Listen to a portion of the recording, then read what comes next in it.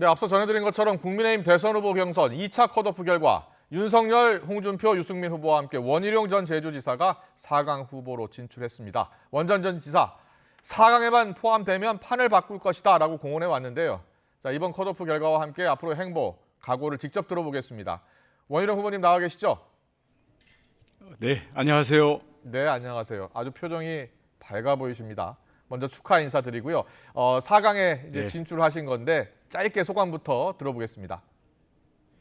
예, 성원을 보내주신 당원과 국민들께 감사드립니다. 이제 4강 토론 좀 더 수준을 올리고요.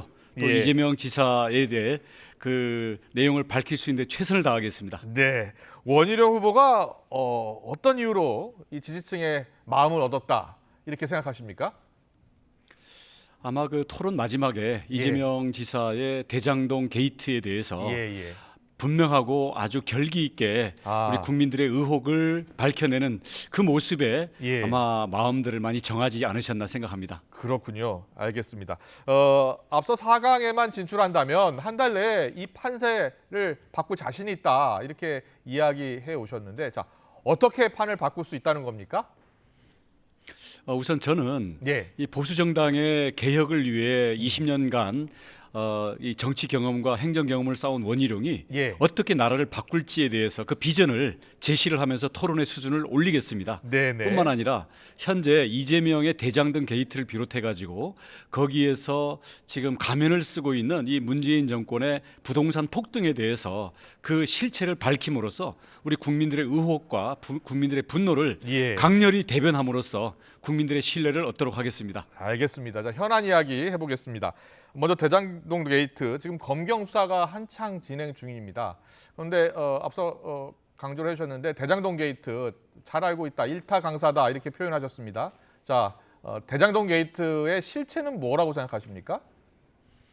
핵심은요, 대장동 게이트의 성남도시개발공사가 화천대유라는 민간 개발업자들에게 8천억의 수익 폭리를 의도적으로 몰아준, 이게 핵심입니다. 예. 여기에는 유동규라는 측근, 그리고 이재명 시장의 성남도시개발권에 대한 지휘 감독권과 인사, 그리고 측근들의 관여가 돼 있는데요. 네. 이건 앞으로 밝혀질 거고요. 예. 이 화천대유의 대표인 김만배 씨가 결국은 이재명의 재판을 결국은 로비를 하기 위해서 권순일 재판이라든지 이재명 지사의 천문학적인 변호사 수임 비용, 이런 예. 부분들이 현재 어둠에 가려져 있는데요. 이게 화천대유 밑에 저희가 묻혀 있다고 보고 있습니다. 그런데 여당에서는 오히려 이게 국힘 게이트다라고 주장하고 있잖아요. 어떻게 뭐 50억 약속 클럽 등을 보면 야당 집권 때 중용된 인물들이 많다는 거예요.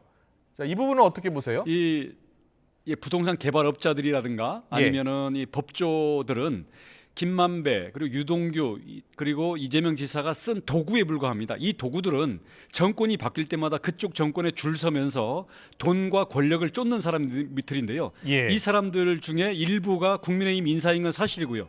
여기에 예. 대해서 엄격히 밝혀내 가지고 다 처벌을 해야 되고요. 예. 대신 이 사람들은 이 분배 잔치의 부스러기에 불과합니다. 예. 자, 그러면 이 50억 여야를 약속 넘나드는 로비 집단인 거죠. 네. 근데 50억 약속 클럽 부스러기에 불과하다고 하셨는데 50억이면 굉장히 큰 돈이잖아요.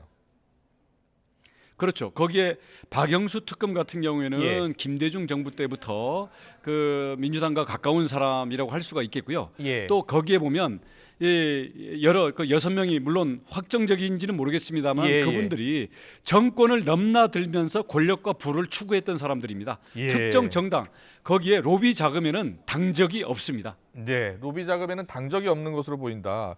그런데 원 후보가 보시기에 대장동 개발 의혹에 이재명 지사가 깊숙이 개입했다고 보세요? 아직까지 어떤 증거가 있는 것은 아니지 않습니까? 표면상으로는 철저히 차단돼 있을 텐데요. 예. 본인이 이것은 단군 이래의 최대 공익 환수 사업이다라고 자화자찬하다가 예. 이게 성남 시민들에게 수천억의 손실을 끼친 배임죄로 유동규가 구속이 되니까 예. 이제는 측근도 아니고 자기는 관여가 안 했다 하고 있는데요. 앞으로 이 대장동뿐만 아니라 백현동 그리고 위례 사업 등 모든 이재명 지사를 뺀 모든 측근과 선거 캠프 사람들이 최소한 수십억 내지 수백억씩 이 비리에 이 검은 돈을 먹은 것들이 앞으로 줄줄이 나올 텐데요. 예. 그렇게 되면 국민들이 이제는 판단을 하시게 될 겁니다. 예. 이재명 지사 혼자 측근들과 선거 캠프가 수십억 수백억씩 모두가 비리에 연루돼 있는데 이재명 혼자 여기에 속아서 이용당한 천하의 무능한 도지사인지 아니면 그 비리의 사슬의 꼭대기인지 여기 둘 중에 하나를 선택해야 되는 그런 상황이 오게 됩니다. 지금 검찰과 경찰의 수사가 한창 진행 중이잖아요. 검경 수사를 통해서 어느 정도 진실이 밝혀질 것으로 보고 계세요? 마지 못해서 그리고 정말 빼도 박도 못하는 그런 증거가 나오는 부분만큼만 할 거라고 생각합니다. 왜냐하면 예. 경찰은 이미 화천대유 수상한 자금이 이 자금 분석원에 통보된 지 5개월 동안 아무런 수사를 안 하고 혐의 없음으로 그냥 끝냈고요. 예. 검찰도 정영학 회계사가 자기들끼리의 수익 내지는 부담 이 금액 때문에 내분이 붙어서 네네. 녹취와 문서를 들고 검찰에 자수를 하니까 마지못해 수사를 시작했고 유동규의 핸드폰도 분실했거든요. 예. 이런 검찰이 자진해서 먼저 밝히는 게 아니라 어쩔 수 없는 부분에 대해서만 이것을 그 수사 결과를 낼 것이기 때문에 저희는 검찰에 믿고 맡길 수가 없고요. 예, 저희는 저희들대로 시민 수사단을 조직해서 이 비리를 저희는 따로 파헤칠 생각입니다. 제가 시민수사단이요? 특별팀을 지금 구성 시민수사단이라고 하셨습니까? 특검. 시민 수사단 그리고 예. 제 캠프에도 예. 대장동 비리에 대한 특별팀이 구성돼 있어서 예. 현재 많은 제보들 그리고 증거들을 모으고 있고요. 네. 양심 선언에 준하는 여러 가지 그 우리 관계자들의 진술들을 저희들은 나름대로 모으고 있습니다. 예, 이런 예. 것들과 검찰 수사가 엇나갈 경우에는 저희들이 폭로를 하겠습니다. 국민의힘에서는 특검 수사로 가야 한다는 입장이 확고한 것 같은데 원희룡 네. 후보께서는 어떻게 보세요? 검찰은 할 수 있는 데까지 하고요. 예. 특검은 민주당이나 청와대가 응하면 즉각 될 수 있지만 예. 특검에 응하지 않더라도 저희는 예. 별도로 시민 수사단이 수사를 하겠다는 얘기입니다. 알겠습니다. 자, 고발 사주 의혹과 관련해서 김웅 의원과 제보자 조성은 씨 간 통화 녹취록이 공개됐습니다. 우리가 고발장을 보내주겠다. 내가 가면 윤석열이 시켜서 온 게 되니 쏙 빠져야 한다. 이런 내용들이 포함된 것 같습니다. 자, 여당에서는 윤석열 후보에 대한 수사를 촉구하고 나섰습니다. 어떻게 생각하십니까? 관련된 사람 그리고 예. 증거와 합리적인 의혹이 나오는 것에 대해서는 서로 봐주는 거나 아니면 진영 논리로 서로 회피하는 거 없이 철저히 수사해야 된다고 생각합니다. 근데 예. 지금 뭐 윤석열 이름이 등장했냐 아니냐 예, 예. 그게 그 녹취록에 이 부분은 지금 쟁점이 있는 거기 때문에 예, 예. 거기에서 명확하게 나온 증거가 가르치는 그런 의혹들에 대해서는 철저히 수사해야 된다고 생각합니다. 알겠습니다. 그리고 윤석열 후보 지금 뭐 TV 토론회 좀 수준을 높이겠다 이렇게 말씀해 주셨는데 왕자 논란 또 무속 뭐 학문침 뭐 이런 까지 나오면서 야당 경선이 좀 거칠어지고 저속해지고 있다 이런 비판이 나오고 있습니다. 여기에 대해서는 어떻게 보세요? 그러니까 서로 신변의 그런 내용들에 대한 공방이라든지 예. 어떤 말 실수, 뭐 과거의 행적 이런 것들을 가지고 그걸 토론의 주된 주제로 삼는 것은 우리의 예. 수준을 떨어뜨린 거고요. 예, 예. 국민들이 피로감을 느끼고 국민의 눈높이를 배신하는 것입니다. 예. 뭐 그런 것들에 대해서 뭐 짚고 가는 건 뭐 그렇다 치더라도 예. 토론 자체가 나라를 어떻게 바꿀 것인지 그리고 예. 민주당이 잘못한 것들을 어떻게 우리는 그 문제를 파악하고 있고 이거를 바꿀 수 있는지 이 점에 대해서 우리가 토론을 집중해야 되고요. 제가 그것을 선도하는 견인차 역할을 하겠습니다. 원희룡 후보가 그런 견인차 역할을 하려 해도 다른 후보들이 계속해서 그런 문제를 지적한다면 어떻게 하실 생각입니까? 이제 토론이 10번이 있는데요. 예. 그중에 3번은 1대1 맞수 토론입니다. 예. 그리고 나머지 7번의 토론은 4사람이 엉키고 있는데요. 네. 만약에 그런 자꾸 뭐 손바닥이니 뭐 무슨 엉덩이니 아니면 뭐 말꼬리니 이런 식으로 가게 되면 예. 제가 그 부분에 대해서 질타도 하고 토론의 주제를 끌어올리는 역할을 제가 활약상을 보여드릴 테니까요. 국민들께서 믿고 지켜봐 주십시오. 네, 알겠습니다. 앞으로 TV 토론이 10차례 더 열린다고 하니까 저 지켜보겠습니다. 자, 앞으로 토론에서 원희룡 후보가 대선 후보로서 가장 강조하고 싶은 공약 어떤 게 있습니까? 소개해 주세요.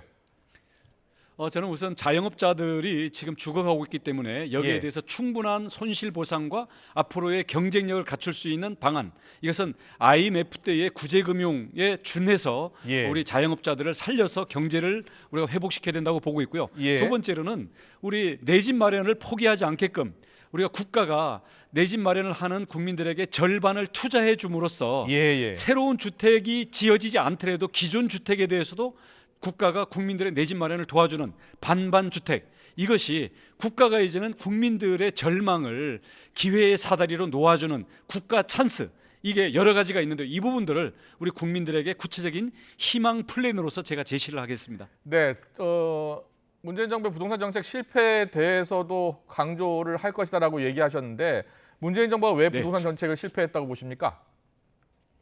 우선 공급을 무시했고요. 예. 또 자기들은 내 집 마련하면서 국민들 보고는 전부 임대주택 살아라, 이렇게 해서 위선적인 내로남불식의 이런 국민의 욕구를 억압하고 국민의 그런 내 집 마련의 욕구를 어떤 이 투기의 악으로 몰고 가다 보니까 결국은 현실과 동떨어지고 공급도 안 되고 내 집 마련에 대해서 누르다 보니까 여기에 대한 반발 심리 또는 공포 수요를 자극해서 최악의 결과를 낳았다고 봅니다. 저는 시장의 수요 공급 원리와 국민들의 정당한 내 능력에 맞춘 내 집 마련의 욕망에 대해서는 정부가 인정을 해주면서 이 부분을 지원도 해주고 물꼬를 자연스럽게 유도해주는 그런 정책을 써야 된다고 생각합니다. 네, 알겠습니다.